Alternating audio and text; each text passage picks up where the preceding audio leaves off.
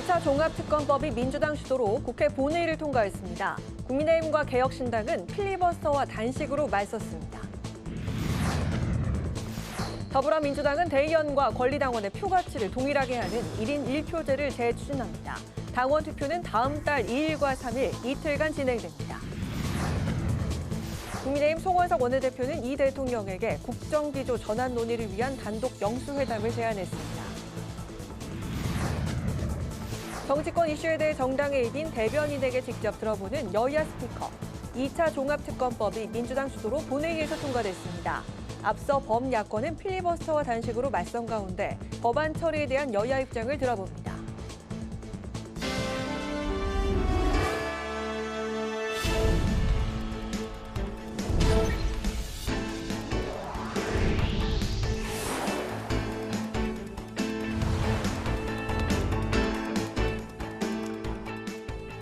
여러분 안녕하십니까? 1월 16일 금요일 국회 라이브 6 시작하겠습니다. 어제 새해 들어 처음 열린 국회 본회의에 더불어민주당 주도로 2차 종합특검법이 상정되면서 여야는 만 하루 동안 필리버스터로 격돌했습니다. 국민의힘과 개혁신당은 통일교 특검과 공천원금 특검을 고리로 필리버스터 공조 대응을 펼쳤습니다. 하지만 2차 종합특검법의 본회의 통과를 막진 못했습니다. 장정연 기자입니다. 더불어민주당 주도로 어제 국회 본회의에 윤석열, 김건희에 의한 내란 외환 및 국정농단 진상규명특검법, 일명 2차 종합특검법이 상정되면서 새해 첫 필리버스터 전국이 펼쳐졌습니다. 국민의힘과 개혁신당의 특검 공조 상황에서 필리버스터 첫 주자로 나선 의원은 천하람 개혁신당 원내대표. 19시간 가까이 발언을 이어간 천 의원은 살아있는 권력에 맞서는 일에 특별검사 제도를 우선적으로 사용해야 된다며 2차 종합특검법에 반대했습니다. 지금 우리에게 필요한 것은 재탕 3탕에 죽은 권력을 부관 참시하는 2차 종합특검이 아니라 현재 살아있는 권력의 부패를 도려내는 통일교 특검과 돈공천 특검입니다. 두 번째 필리버스터 주자로 나선 이성윤 민주당 의원은 다시는 내란을 꿈꾸는 대통령이 나오지 않도록 엄단해야 한다며 2차 종합특검의 필요성을 강조했습니다. 제가 윤석열, 김건희 2차 종합특검법을 발의한 이유는 오직 하나입니다. 이 12.3 내란을 완전히 끝장내기 위해서입니다. 하지만 종료된 기존 김건희 내란 해병대원 3대 특검에서 미진했던 부분과 추가 의혹을 수사하기 위한 2차 종합특검법은 무제한 토론 종결 직후 표결을 통해 본회의를 통과했습니다. 한편 인요한 전 의원의 사퇴로 국민의힘 비례대표직을 승계받은 이소희 의원은 어제 국회에서 의원 선서를 마치고 공식 의정 활동에 돌입했습니다. 저는 장애인을 대변하되 장애인에 가두지 않는 정치, 여성을 대변하되 여성이라는 틀에 가두지 않는 정치, 청년을 대변하되 청년이라는 이름에 머무르지 않는 정치를 하겠습니다. 10대 때 불의의 사고로 휠체어를 타게 된 이 의원을 고려해 우원식 국회의장은 단상으로 내려가 의원 선서문을 전달받았습니다. 국회방송 장정현입니다. 어제 본회의에선 노후계획 도시정비법 등 11건의 민생법안들이 통과됐습니다.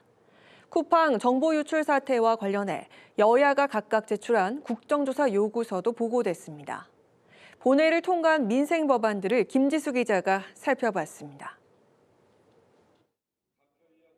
어제 본회의에서 2차 종합특검법 상정에 앞서 11건의 민생 법안이 처리됐습니다.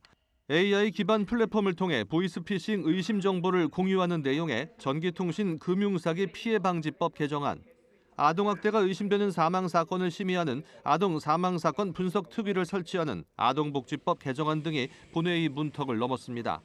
주택 공급을 늘리기 위해 관련 규제를 완화하는 법안도 통과됐습니다. 재석 210인 중 찬성 207인, 반대 3인으로서 노후계획 도시 정비 및 지원에 관한 특별법 일부 개정 법률안 대안은 가결되었음을 선포합니다.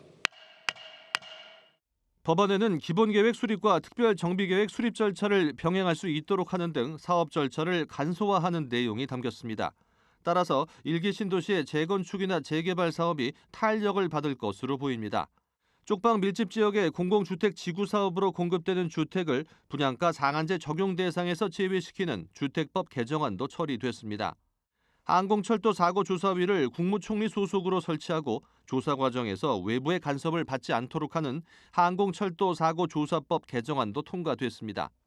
한편 쿠팡 정보 유출 사태와 관련해 여야가 각각 제출한 국정조사 요구서도 본회의에 보고됐습니다. 여야는 국정조사 목적과 범위에서 그동안 이견을 보여왔습니다. 민주당은 쿠팡 사태의 진상을 밝히고 국민을 우롱하는 기업의 못된 행태를 바로잡아야 합니다. 통신 3사 해킹, 그리고 알리, 테무 등 해외 플랫폼 업체 과징금 사유에 대한 전방위적 조사로 재발 방지 대책 마련이 꼭 필요합니다.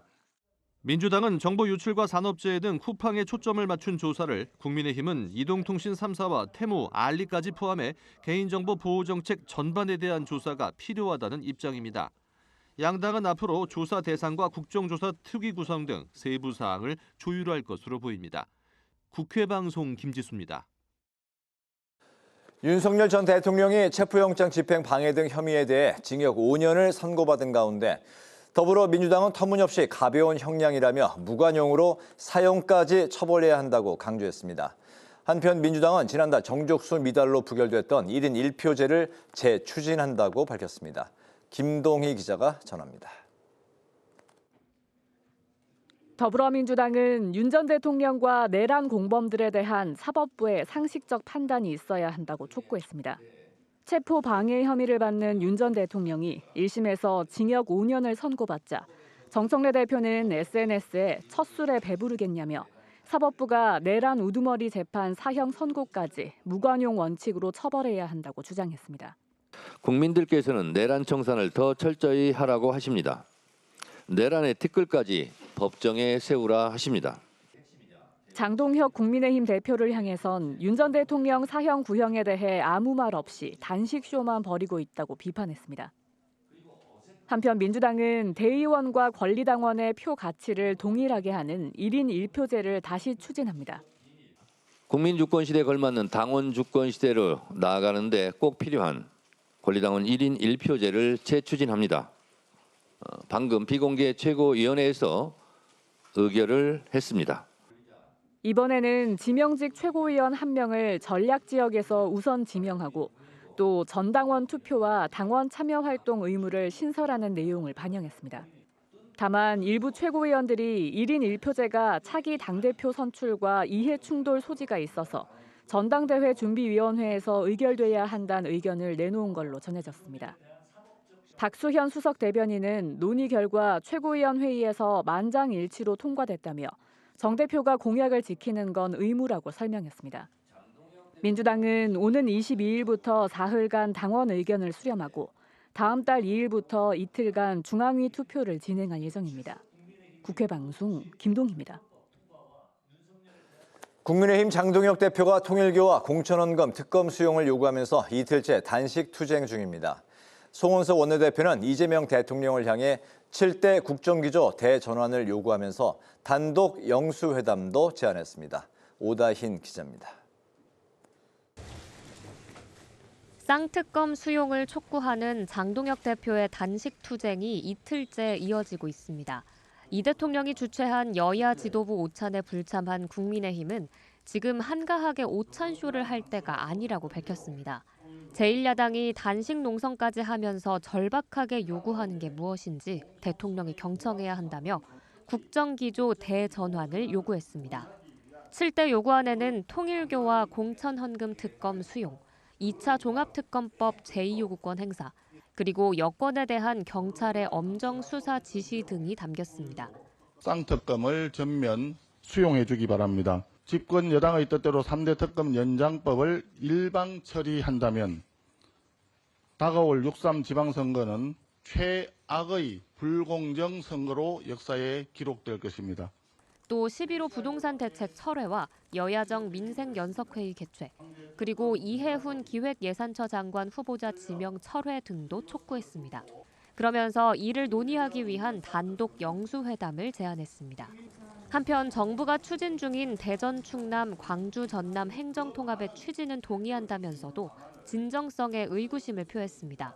우리 당이 법안을 발의할 때는 전혀 미동도 하지 않다가 이제 선거를 앞두고 갑자기 통합을 먼저 하자라고 얘기하는 부분이 정치적인 어떤 표 계산을 먼저 생각한 거 아닌가 하는 의구심은 남아 있습니다.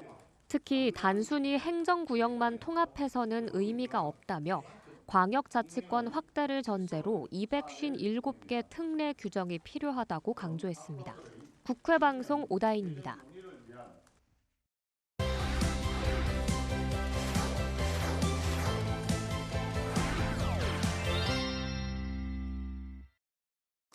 네, 한 주간 이슈를 살펴보는 주간 이슈픽 국회방송의 김희연 기자와 함께하겠습니다. 김 기자 어서 오십시오. 안녕하세요. 네, 첫 번째 이슈픽 살펴보겠습니다. 네, 새해 첫 본회의 충돌. 네, 어제 병원연세의 첫 본회의가 열렸는데 네. 여야가 극한 대치를 벌였습니다. 말씀대로 여야가 극한 대치를 벌인 이유가 2차 종합특검법 때문이죠? 네, 그렇습니다. 이 2차 종합특검법이 여당 주도로 본회의에 상정이 됐고 네. 야당은 이를 막기 위해 필리버스터를 발동했습니다. 2차 종합특검법에 대한 여야의 입장은 극명히 엇갈렸는데요. 여당은 내란과 김건희, 최혜병 순직 사건 등 1차 특검에서 일부 성과가 있었지만 남은 의혹을 해소하지 못했다며 2차 종합특검을 통해 내란을 완전히 청산해야 한다고 주장했습니다. 반면 국민의힘은 지방선거를 의식한 내란몰이용 특검이고 이 무분별한 특검으로 검사들이 많이 파견되면서 민생 사건이 뒤로 밀려나고 있다고 비판했습니다. 하지만 이 법사위에서부터 여당 주도로 안건조정위원회를 거쳐 전체 회의에서 통과됐고 본회의까지 상정된 겁니다. 그러자 국민의힘에 이어 개혁신당까지 반발하면서 필리버스터를 진행했고 24시간이 지나자 여당 주도로 종결 표결에 들어가 필리버스터는 종료됐습니다. 네. 이후 2차 종합특검법은 여당 주도로 표결 처리됐습니다. 다만 여야는 2차 종합특검법 충돌과 별개로 12.29 여객기 참사와 산불 피해자 지원을 위한 재난 및 안전관리 기본법 개정안 등 민생 법안을 처리하기도 했습니다. 네, 바로 조금 전까지 있었던 국회 이제 본회의 상황 설명해 주셨고요. 두 번째 이슈픽도 바로 넘어가 보겠습니다. 네, 한병도 선출. 바로 이번 주부터 이제 더불어민주당 원내대표가 이제 바뀌었어요. 네, 그렇습니다. 이 한병도 의원이 더불어민주당 신임 원내대표로 선출됐습니다. 앞서 김병기 전 원내대표가 보좌진 갑질, 공천원금 논란 등으로 사퇴하면서 보궐선거가 치러지게 됐는데요. 한병도 의원을 비롯해 박정, 백혜련, 진성준 의원까지 4파전이 형성됐었습니다. 1차 투표에서 과반 득표자가 나오지 않으면서 한병도 백혜련 후보가 결선에 올랐고 결선 투표 결과 한병도 후보가 최종 승자가 됐습니다. 네. 김병기 전 원내대표의 남은 임기에 따라 한병도 신임 원내대표의 임기는 오는 5월까지인데요. 한 원내대표는 짧은 기간이지만 2차 종합특검법과 통일교 특검법을 처리하고 민생과 개혁 법안도 밀어붙여서 이재명 정부의 성공을 뒷받침하겠다고 약속했습니다. 특히 이번 지방선거 승리를 위해 내란의 완전한 청산에 힘을 쏟겠다고 덧붙였습니다. 네, 알겠습니다. 자, 세 번째 마지막 이슈픽도 살펴보죠. 네, 장동혁 단식. 국민의힘 장동혁 대표가 이틀째 지금 단식에 들어간 그런 상황이죠? 네, 그렇습니다. 이 장 대표가 어제 오후부터 국회 중앙홀에서 단식에 돌입했습니다. 네. 이 장 대표는 진실을 덮을 수는 없다며 민주당이 연루된 통일교와 공천헌금 각각의 특검법을 수용하라고 촉구했습니다. 이번 특검법을 두고 국민의힘과 개혁신당 간 공조도 이루어지고 있는데요. 오늘 개혁신당 천하람 대표를 만난 장 대표는 어제 무리하게 2차 종합특검법을 상정해놓고 오늘 청와대에서 정당 지도부 오찬을 하자는 건 어떤 의도가 있다고 비판했습니다. 그러면서 모든 방법을 강구해 개혁신당과 함께 싸워나가겠다고 강조했습니다. 이에 대해 또 천 대표도 이재명 대통령이 나름의 통합 메시지는 날리면서 국회에서 필리버스터를 진행하게 만드는 게 이해가 되지 않는다고 동조했습니다. 민주당을 향해선 이재명 대통령을 위한 특검은 얼마든지 하면서 통일교 특검은 물타기와 시간 끌기를 하면서 국민 염원을 배신하고 있다고 비판했습니다. 이처럼 새해가 밝았지만 2차 종합특검법 처리를 놓고 여야가 극한 대치를 보이고 있고 이 밖에도 통일교 특검과 검찰 사법개혁을 놓고도 여야가 이견을 보이고 있어 이 여야 대치 상황은 설 연휴까지도 계속 이어질 전망입니다. 네, 주간 이슈픽 여기까지 듣겠습니다. 국회 방송의 김희연 기자와 함께했습니다. 말씀 잘 들었습니다.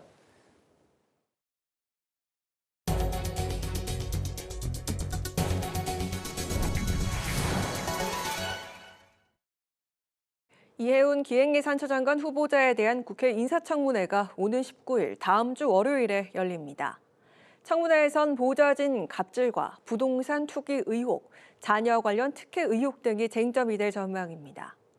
앞서 여야는 국토부와 국세청 기관 관계자 4명과 손주와 서울중구 구의원을 증인과 참고인으로 채택했습니다. 민주당 지도부가 이재명 대통령의 초청으로 청와대 상춘제에서 오찬을 겸한 간담회를 가졌습니다.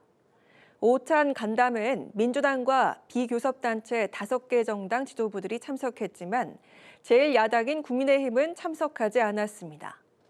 이재명 대통령은 국민 통합 분야에서 여야가 배려와 협조를 해주길 바란다고 당부했고, 정청래 대표는 국익을 위해 외교엔 초당적 협력이 필요하다고 말했습니다. 국민의힘은 정부의 북한산 농식품 수입 재개 추진을 즉각 중단하라고 촉구했습니다. 국민의힘은 논평을 통해 북한산 농산품의 대가가 핵무기와 미사일 개발 자금으로 전용되면 우리 국민과 동맹국을 겨냥한 위협으로 되돌아올 가능성이 있다고 지적했습니다. 또 대북 제재 위반 논란이 불거질 경우 우리 경제에 치명적인 부담을 안기고 외교 안보적 고립을 자초할 수 있다고 우려했습니다.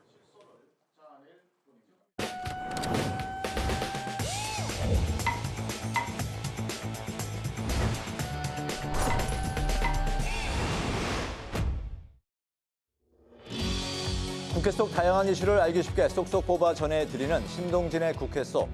오늘 주제는 중수청법 후폭풍입니다. 정부가 중수청법과 공소청법을 입법 예고한 지 사흘 만에 민주당이 의원총회를 열었습니다. 검찰개혁의 취지가 오히려 훼손됐다며 당내 반발이 거세지자 의원들 의견 수렴에 나선 건데요. 민주당 지도부는 대국민 공청회까지 예고하면서 본격적으로 법안 수정에 나서는 모습입니다. 폐지되었다. 저는 역사 속으로 사라지게 된 다음의 메시지가 아닐까. 78년간 유지되어 온 정치검찰을 해산하고 수사와 기소를 완전히 분리하는 것을 코앞에 두고 있습니다. 이것은 거스를 수 없는 시대 정신입니다. 지금 정부 입법 예고안으로 의원님들도 의견이 분분합니다. 이 문제는 이재명 정부의 정체성과도 연결된 문제이므로 1월 20일 날 모든 국민들이 지켜보는 가운데 국민 토론 과정을 거치게 될 것이고,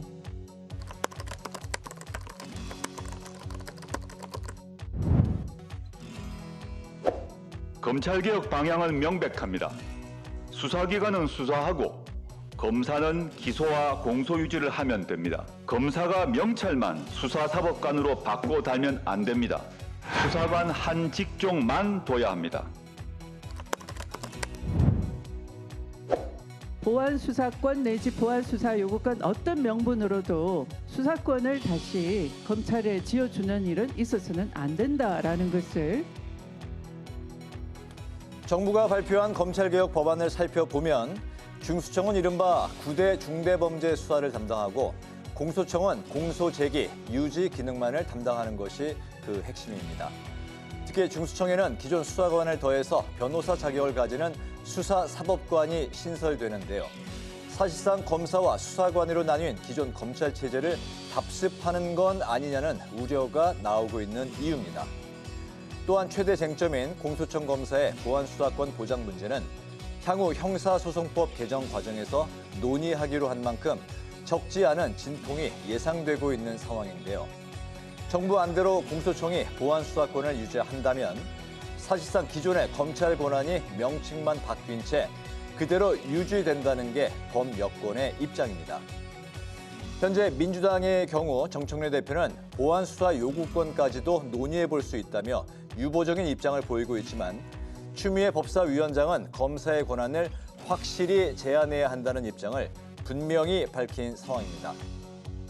한편 당내 율사 출신 의원들 중심으로 수사 공백을 우려하는 목소리도 나왔습니다. 검찰개혁의 결과로 국민이 불편해져서는 안 된다며 무조건적인 반대보다는 다양한 가능성을 열어두고 논의에 나서자고 했는데요. 정부안 수정 절차에 착수한 민주당과 달리 국민의힘은 원점에서 재검토해야 된다며 비판의 목소리를 높였습니다. 사실상 이재명 친위 수사대를 만들겠다는 것입니다. 변호사 자격만 있으면 중수청 수사사법관에 임용될 수 있도록 해서 민변 참여연대 출신 친정권 변호사들에게 수사권을 주려고 합니다. 그런데 이걸로도 모자랐는지 더불어민주당 강경파는 공소청 보완 수사권까지 박탈하겠다면서 정부안을 뒤집어 엎으려 하고 있습니다. 이 정권이 목표로 하는 대로 검찰이 해체되면 결국 그 피해는 고스란히 국민들에게 돌아갈 것입니다. 정부의 안 발표 후 검찰개혁 추진단 자문위원은 항의성 사퇴 입장을 밝히기도 했는데요. 이번 정부안을 주도한 것으로 알려진 검찰 출신의 봉욱 청와대 민정수석에 대한 책임론도 제기된 상황입니다. 이러한 일을 주동한 검찰주의자들은 책임지고 물러가라. 지금 정보안을 검찰 출신 봉욱 민정수석이 주도했다 이런 얘기를 하던데. 부인하지는 않습니다. 실제로 민정수석의 입장이 아닌 뭐 그런 내용이라든지 사실과 좀 다른 부분들도 있는 걸로 알고 있습니다. 그러니까 의지는 분명하게 의심하지 않으셔도 된다. 다른 안을 놓고 여러 가지 수기 과정을 거친 다음에 수정이 필요하면 수정할 수도 있다라는 입장을 분명하게 밝히신 거라고 보시면 되겠습니다. 검찰개혁에 마침표를 찍겠다는 정부의 구상안이 정치권의 거센 반발을 맞으며 후폭풍에 휩싸였습니다. 시스템 변화로 인한 수사 공백을 우려하는 목소리와 이번에야말로 개혁을 끝내야 한다는 주장이 정면으로 충돌하면서 그 어느 때보다 입법기관인 국회의 책임감이 무거워지고 있는데요. 오는 20일에 열리는 공청회가 분수령이 될 것으로 보입니다. 지금까지 신동진의 국회 속이었습니다.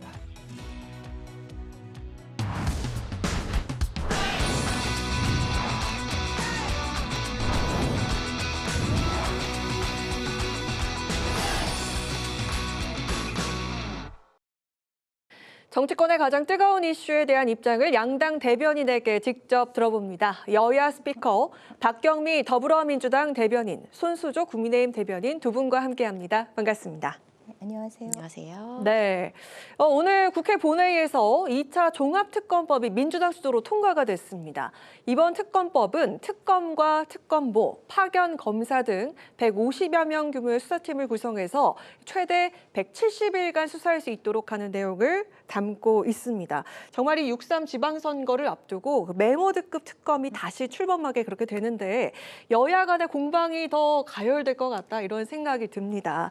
이렇게 법안이 통과된 것에 대한 여야 입장을 각각 들어볼까 하는데요. 먼저 박경미 대변인부터 들어보도록 하겠습니다. 네, 내란의 실체적 진실을 규명해달라는 국민들의 요구에 부응한 결과입니다. 3대 특검이 상당한 성과가 있었죠. 김건희 특검의 경우 매관매직이나 통일교 정교 유착을 밝혀냈고 그리고 최혜병 특검은 VIP 경로설의 실체를 밝혀냈고 또 내란 특검은 셀프 쿠데타가 2023년 10월부터 모의되었다는 것을 밝혀내는 그런 혁혁한 성과가 있기는 했지만 내란 세력들의 조직적인 방해와 또 제한된 기간으로 인해서 어떤 진실 규명이 완결되지는 못했습니다. 그래서 남겨진 부분들, 이제 17가지 의혹에 대해서 2차 종합특검이 다루게 되는데요. 우선 가장 중요한 게 노상원 수첩에 담긴 진실입니다. 그 무시무시한 내용들이 담겨 있었잖아요. 저는 요즘에 이란 사태를 보면서 대한민국에서 이런 비극이 일어날 수도 있지 않았을까 해서 모골이 송연해지는데요. 그것뿐 아니라 윤석열 전 대통령이 어떤 드론으로 부품 공작을 해서 외환죄나 이적죄 부분도 있고 양평 고속도로 노선 변경이라든지 명태균 씨 공천 개입 의혹 등등 2차 종합특검을 통해서 좀 더 진실이 밝혀지기를 바랍니다. 네, 손수조 대변인. 예, 저희는 이제 이번 2차 종합특검의 이런 이제 민주당 주도의 일방적인 통과가 굉장히 6.3 지방선거를 앞둔 어떤 내란 몰이식의 정치적인 어떤 프레임 이제 공작이다 이렇게 생각을 합니다. 사실 1차 특검이 기본적으로 이제 뭐라 그럴까요? 이 구속영장을 이제 했을 때 인용률이 30% 정도밖에 되지 않았어요. 평균 이제 구속영장 인용률이 50%에서 60% 가까이 이제 평균적으로 나오는 것 비해 굉장히 낮죠. 그러니까 이렇게 저렇게 다 끌어다가 구속영장을 청구했지만 사실상 법원으로부터 다 기각을 다 받은 그런 굉장히 부실한 특검이었다라고 종합적으로 평가를 합니다. 근데 그럼에도 불구하고 굉장히 강압적인 수사들도 몇몇 있었지 않습니까? 예를 들면 민중기 특검 같은 경우에는 그 양평고속도로 관련한 이제 공무원을 이제 진술을 받는 과정에서 사망했던 사건도 있었고요. 이제 막 출산하고 산후조리 중인 또 여직원의 그 산후조리원도 압수수색을 하는 등 굉장히 강압적인 수사의 논란도 많았습니다. 뭐 물론 민중기 특검의 본인의 어떤 주식 이제 그런 부분의 주가 조작에 대한 논란도 있었고요. 등등 굉장히 논란이 많았던 이 2차 이제 1차 특검이 이것이 끝나기도 무섭게 다시 이렇게 2차 종합특검을 한다는 것은 굉장히 정치적인 보복성이다 이렇게 보여져요. 왜냐하면 기본적으로 특검이라는 것 자체가 살아있는 현 권력에 대해서 제대로 수사하지 못할 때 이제 야당의 입장에서 최후의 수단으로 쓸 수 있는 것이 특검인데 네. 지금은 어떻게 보면 윤석열 전 대통령에 대한 이 이제 상황이 지금 민주당이 여당 아니겠습니까? 집권 여당으로서 6, 7개월 지난 이 상황에서 윤석열 대통령 부부에 대한 이 수사를 굳이 또 이렇게 메머드급으로 국민 혈세를 들여서 또 이렇게 특검을 집권 여당이 전 대통령에 대해서 이렇게 특검을 할 필요가 있었느냐, 너무 과하지 않느냐 이런 생각을 합니다. 네, 알겠습니다. 근데 1차 네. 특검에 대한 성적표를 구속영장 인용률로만 따지는 것은 그렇게 평가하는 것은 좀 편협하다는 생각이 들고요. 그리고 지금 밝혀지지 않은 너무나 많은 의혹들이 있는데 그걸 그냥 덮을 수는 없지 않습니까? 그러니까 저희는 2차 종합특검이 반드시 필요하다라고 생각을 합니다. 그러니까 저는 그 부분을 그냥 덮는다고 생각을 하지가 않아요. 덮는 게 말씀을 아니다. 주셨던 여러 가지 뭐 노상원 수첩도 그렇고 외환 부분도 그렇고 그 드론을 띄운 것이 북한의 공격이 있었기 때문에 우리가 상응하는 조치를 취한 것이지 그것이 우리가 뭐 외환을 그렇게 이제 침해하기 위해서 하는 것은 아니었기 때문에 각각의 논리들은 다 있습니다. 근데 그것에 대해서 1차 특검에서 전혀 밝혀내지 못한 것입니다. 그러니까 수사가 미진했다기보다는 충분히 수사를 했죠. 3번이나 법을 바꾸면서 연장했지 않습니까? 그렇게 끝까지 수사를 했는데도 그것은 밝혀지지 못한 것은 죄가 없는 것이거든요. 그러니까 나올 때까지 마치 이제 추궁을 하겠다라는 입장이라서 저는 그것을 있는 사건을 마치 뭉갰다라고 보지 않고 충분히 할 만큼 했으나 밝혀내지 못했다라고 보는 입장이죠. 그 당시 그 3대 특검이 뭐 미진했던 그런 사실이 아니라 아예 뭐 사실조차 없었던 부분을 계속해서 찾아내려고 하는 의혹을 만들어서 수사하려고 하는 그런 것이다라고 그렇기 때문에 제가 해주셨고요. 구속영장 인용률을 말씀드리는 거예요. 이런 부분에 대해서 충분히 특검이 1차 때 구속영장을 청구를 했었고 근데 법원이 이것은 그렇게 할 만한 거리가 안 된다라고 해서 기각을 했던 겁니다. 최상병 특검 같은 경우에는 10번 구속영장을 청구했는데 9번이 다 기각이 됐습니다. 그러니까 그만큼 본인들이 세워놓은 기준에서 다 그것을 어떻게 보면 짜집기 특검 수사를 했다고 보여져요. 짜집기에서 맞추려고 했지만 그것이 다 기각이 될 만큼 그런 이제 부분이 있기 때문에 제가 구속영장 인용률을 어떤 종합 어떤 그 점수표로 보는 것이죠. 그 영장 인용률과 기각됐던 그 사실들이 다시 한번 언급이 됐는데요. 짧게 이야기 듣고 마무리해 보도록 하겠습니다. 네, 그렇지만 새롭게 밝혀진 사실들도 많잖아요. 네. 특히 김건희 특검에서 그 이배용 국가교육위원장의 매관 매직이라든지 또 뭐 김기현 부인이 뭐 로저비비의 그 백을 건넸다든지 이런 부분들은 새롭게 밝혀진 것이고 또 VIP 경로설은 계속 설로만 있었는데 그 실체가 드러나지 않았습니까? 그래서 저는 상당한 성과도 1차 특검이 거두었다라고 생각을 합니다. 네. 네, 알겠습니다. 이 상황에 앞서서 국민의힘과 개혁신당은 필리버스터로 공동대응에 나섰었죠. 또 그리고 장동혁 국민의힘 대표는 통일교와 공천 헌금에 대한 이른바 쌍특검을 요구하면서 이틀째 단식을 이어가고 있습니다. 이에 대해서 정청래 민주당 대표는요, 이게 투쟁이 아니라 투정이다 이렇게 비판을 했고 반성도 없이 단식 쇼를 하고 있다 이렇게 비판을 하고 나섰는데 이 범야권에서는 어떻게 보면 공조의 그런 움직임을 보여줬단 말이죠. 좀 어떻게 이 상황을 보시는지 이야기 먼저 들어보도록 하겠습니다.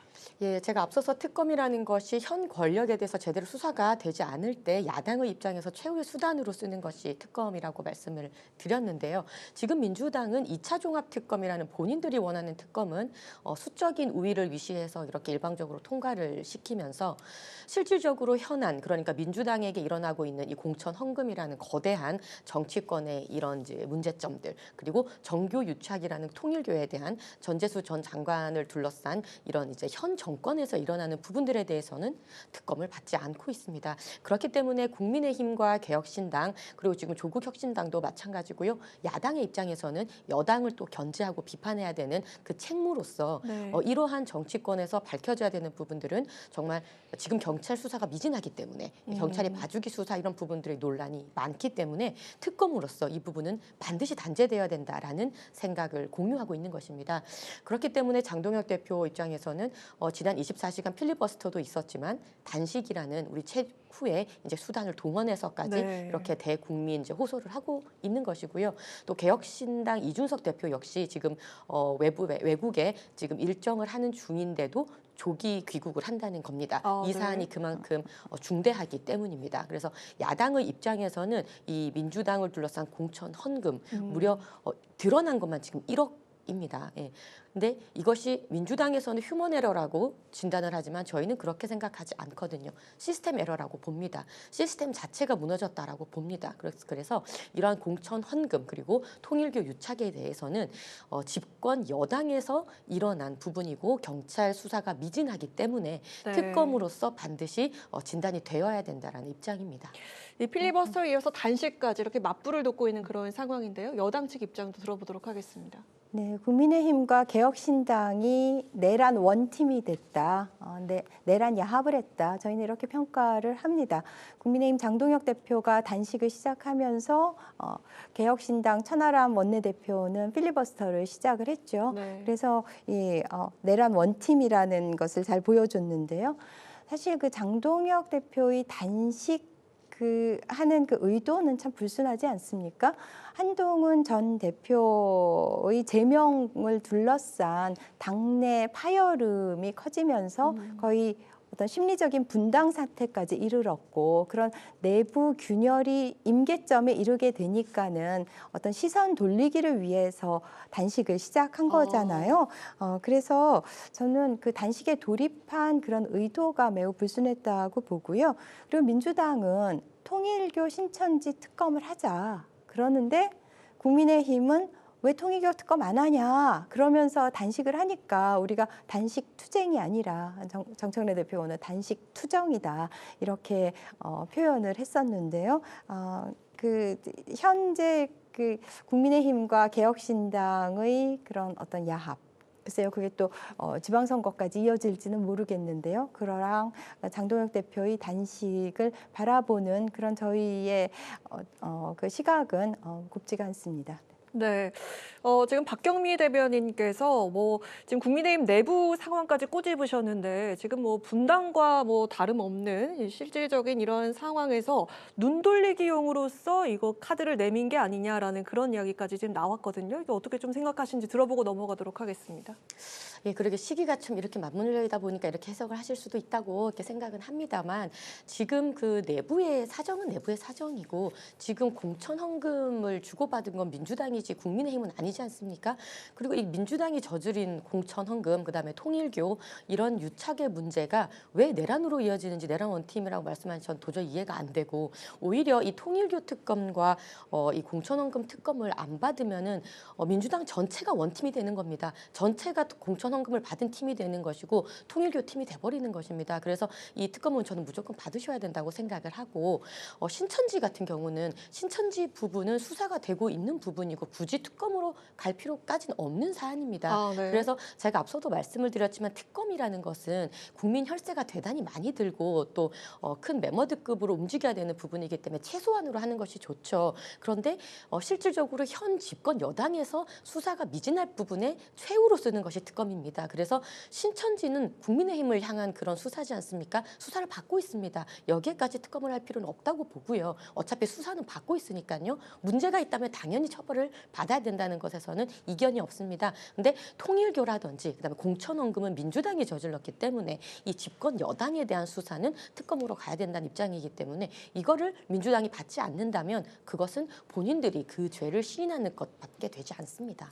네, 그 강선 의원을 둘러싼 그 공천 헌금, 강선 의원이 한때 민주당 의원이었다는 점에서 참 송구스러운 일인데요. 지금 이제 탈당했고 제명당했지만, 근데 지금 경찰의 수사가 굉장히 정광석화로 이루어지고 있잖아요. 압수수색하고 출금하고 이제 출두해서 철저한 조사를 받을 것이고, 그러니까 손 놓고 있는 게 아니라 특검까지 동원할 필요는 없는 경찰 수사로 할 수 있는 부분이라고 생각합니다. 네, 알겠습니다. 오늘 오전에 이 대통령이 여야 지도부를 청와대로 초청해서 간담회를 가졌습니다. 국정 방향에 대한 의견을 나누는 자리에서 지금 단식 농성 중인 장동혁 국민의힘 대표는 불참을 했는데요. 대신에 그 국민의힘의 송원석 원내대표가 이 대통령을 향해서 국정기조 대전환을 위한 여야 단독 영수회담을 제안을 했습니다. 박경미 대변인께 여쭙도록 하겠습니다. 이런 그 영수회담 제안이 과연 성사가 될 가능성 얼마나 있다고 보십니까? 저는 성사 가능성이 매우 낮다고 생각합니다. 오늘 오찬 간담회에 여야 지도부를 초대했습니다. 판을 벌렸는데 그걸 걷어찼어요. 그리고 나서는 영수회담을 요구하는 그런 자가당착의 행태를 보이고 있는 거잖아요. 물론 장동혁 대표는 정치적인 몸집을 키우고 싶겠죠. 이재명 대통령과 나란히 서서 투샷을 잡힘으로써 비슷한 위상이다라는 것을 과시하고 싶겠지만은 아니 이미 벌어진 장에는 참여하지 않으면서 단식을 핑계로 해서 그러면서 또 다른 그런 영수회담을 제안한다는 것이 아마 국민들께서도 굉장히 이상하다라고 생각하실 것 같습니다. 네. 네, 사실 영수회담 같은 경우는 윤석열 정부 때도 당시 야당 대표였던 이재명 대표도 계속 영수회담을 요청을 했었죠. 예, 그래서 그런 부분들은 있고 당연히 영수회담이나 이런 이제 다자회담도 의미는 있다고 봅니다. 근데 지금 국민의힘 입장에서는 굉장히 절박한 상황이죠. 지금 민주당이 거의 일당 독재의 어떤 수적인 우위로 굉장히 모든 법안을 오늘도 이제 2차 종합특검이 단독으로 통과가 됐듯이 여러 가지 모든 사안들에서 사실 야당 패싱을 하고 있는 상황이기 때문에요. 한가하게 그렇게 사진 찍고 오찬 쇼를 할 상황은 아니다라는 입장입니다. 그래서 앞으로 이제 국민의힘이 이재명 정권에 원하는 것은 그런 사진 찍기 행사보다는 실질적인 국정 기조의 전환입니다. 지금 국민들이 정말 가장 힘들게 실질적으로 느끼시는 부동산 문제라든지요. 그다음에 여러 가지 퍼주기, 그다음에 예산의 어떤 문제라든지 환율 문제라든지 여러 부분에서 굉장히 국정 기조의 전환이 필요하다고 저는 계속 저희는 이제 요청을 하고 있고요. 그다음에 지금 이제 앞서도 우리가 다뤘던 통일교 특검이라든지 공천헌금 특검은 정말 6.3 지방선거를 앞두고 굉장히 우리 정치권 전체가 뼈아프게 도려내야 될 이제 환부 아니겠습니까? 그러니까 이런 것들을 받아주시라는 부분들 여러 가지 이미 요청드리는 부분은 있습니다. 그래서 실질적인 이러한 국정기조의 변화와 수용을 재차 거듭 요청드리는 바입니다. 네, 다음 쟁점으로 넘어가 보도록 하겠습니다. 이런 가운데 이해운 기획예산처장관 후보자의 인사청문회가 사흘 앞으로 다가왔습니다. 다음 주 월요일 19일에 예정이 되어 있는데요. 이 후보자는 보좌진 폭언, 부정 청약, 자녀 장학금 논란 등 각종 의혹이 제기되고 있는데 국민의힘 측에서는 검증 자료 제출을 요구하면서 이거 청문회 연기가 돼야 한다 이렇게 주장을 하고 있는데요. 손수조 대변인께 먼저 여쭙도록 하겠습니다. 그렇다면은 청문회 일정과 이 검증 방식은 과연 어떻게 진행되면 좋을까요? 예, 국민의힘 입장에서는 지금 너무나 이해운 장관 지명자 후보자의 자료 제출이 굉장히 미흡하기 때문에요. 이러한 자료가 지금 약 요청한 것은 2,100건 정도가 넘는데 그에 대해서 한 750건 정도밖에 오지 않았고요. 그마저도 절반은 개인정보 동의 미동의 상태로서 거의 백지 상태인 것입니다. 그래서 가장 문제가 되는 뭐 부정 청약이라든지 자녀의 이제 뭐 병역 특혜 문제 그리고 남편의 어떤 이제 그 부동산 투기 문제 이런 부분들에 대해서는 대부분의 자료가 지금 들어오지 않은 상황이기 때문에요. 마치 그 청문회 하는 단 하루만 버티면 된다라는 그런 입장이 아니냐. 이것은 제대로 된 청문회가 아니다라는 입장이고요. 그래서 제대로 자료가 다 도착할 때까지는 이 청문회가 지금 무기한 연장돼야 된다. 이대로는 청문회를 할 수가 없다라는 입장입니다. 네, 박경미 대변인.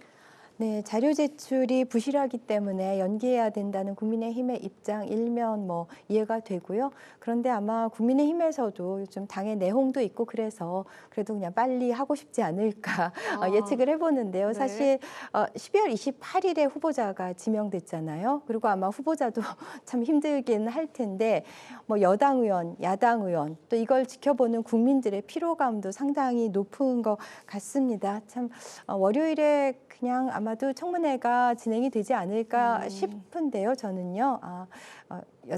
야당도 지금 이걸 더 끌면서 아마 지난한 과정을 계속 갖고 가기는 좀 어렵지 않을까 싶어서요. 근데 참 청문회가 이제 이루어지고 청문 보고서가 이제 채택이 될지 뭐 적격 의견, 부적격 의견으로 그다음에 이제 보통 채택이 불발되면은 이제 재송부를 요구하고 또 채택이 되지 않더라도 뭐 임명을 강행할 수도 있고 여러 가지 이제 경우의 수들이 있는데 결국 관건이 되는 것은 국민 여론이겠죠. 네, 국민 여론이 뒷받침이 된다면 뭐 청문 보고서 채택이 없이도 갈 수 있는 거지만 결국 국민 여론을 이길 결정은 없는 것 같습니다. 네. 이 뭐 자료 제출에 있어서는 좀 미진한 부분이 있지만 이혜훈 후보자가 과연 이 의혹들을 충분히 해명하고 소명할 수 있을 거라고 보십니까? 글쎄요. 지금 청와대 입장은 일단 보수 진영에서 이 후보자를 이렇게 물색을 했으니 그래도 청문회까지는 가도록 하는 게 뭐 최소한의 예의가 아닌가 해서 청문회까지는 보장을 하는 것인데 뭐 어찌 보면 그 국민적인 의혹을 씻고 살아 돌아올 수 있으면은 이제 역할을 할 수 있는 거고요. 그거는 정말 19일에 후보자의 역량과 그날 펼쳐질 상황에 달려 있는 것 같습니다. 네, 청문회를 지켜보겠다라는 그런 입장이시군요. 그럼 마지막 쟁점으로 가보도록 하겠습니다. 한편 법원이 그 윤석열 전 대통령의 체포방해 혐의 1심 재판에서 징역 5년을 선고를 했습니다. 공수처 체포방해와 국무위원 심의권 침해, 비화폰 현출 방해 혐의를 유죄로 판단을 했고요. 그리고 허위 공보 등 일부 혐의는 무죄라고 봤습니다. 이 오늘 선고를 두 분께서는 어떻게 보셨는지 각각 들어볼까 하는데요. 먼저 손수조 대변인부터 들어보도록 하겠습니다. 네, 굉장히 이제 무거운 마음으로 지켜봤습니다. 법원의 이제 결정을 존중을 합니다. 이 부분에 대해서 뭔가 이제 뭐 반대 의견을 내거나 그럴 이제 부분은 아니고요. 사실상 지금 검찰이 10년 구형을 했는데 지금 5년 선고가 나온 부분입니다. 절반의 형량이 이제 선고가 됐는데요. 어쨌든 1심이긴 합니다만 앞으로 더 지켜봐야 될 것인데요. 오늘의 이제 관전 포인트는 사실상 이제 공수처의 체포 과정에 어떤 적법 절차의 또 여러 가지 논란이 있었는데 그 부분에 대해서 이제 법원이 어떻게 보면 공수처의 손을 들어준 것이죠. 그래서 이러한 부분이 사실상 또 메인 그 재판이라고 할 수 있는 내란숙의 우두머리 재판에서도 또 영향을 미칠 수 있는 부분이기 때문에 좀 그런 부분이 좀 관전 포인트였다라고 조금 중요하게 봤고요. 또 이제 국무위원회의 어떤 그런 이제 심의 부분이나 이런 이제 그것을 침해다. 이제 사실 윤석열 전 대통령 입장에서는 그 국무회의가 굉장히 어떻게 보면은 이제 당위성을 갖는 부분이라고 주장을 했었지만 또 그 또한 논리가 또 무너진 부분이기 때문에요.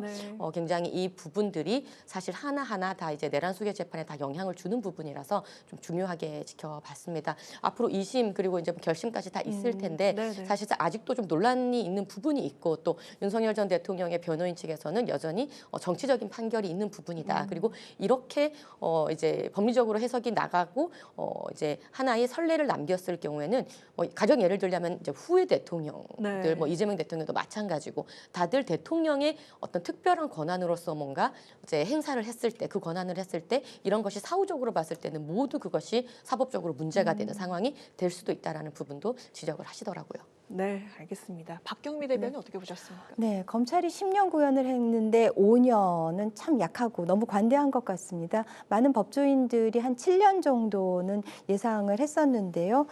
그거 굉장히 실망스러운 그런 아쉬운 결과고요.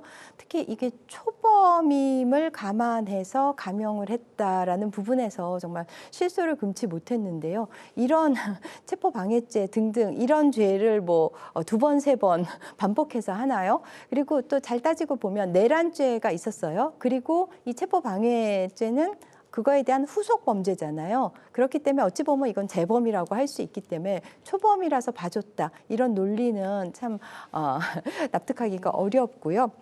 일단 그 대통령 경호처라는 공권력을 사유화해서 공수처의 체포영장을 무력화하는 그런 물리력을 행사했잖아요. 그거나 그다음에 국무위원들의 심의권을 박탈한 것이나 또 사후에 허위문서를 만들고 그걸 또 폐기한 것이나 정말 민주주의의 근간을 흔드는 그런 일들이었는데 이렇게 죄질도 최악이고 태도도 최악이잖아요. 전혀 반성의 기미가 없고요. 그러니까 전두환의 경우도 그래도 개전의 정을 일부 보였거든요.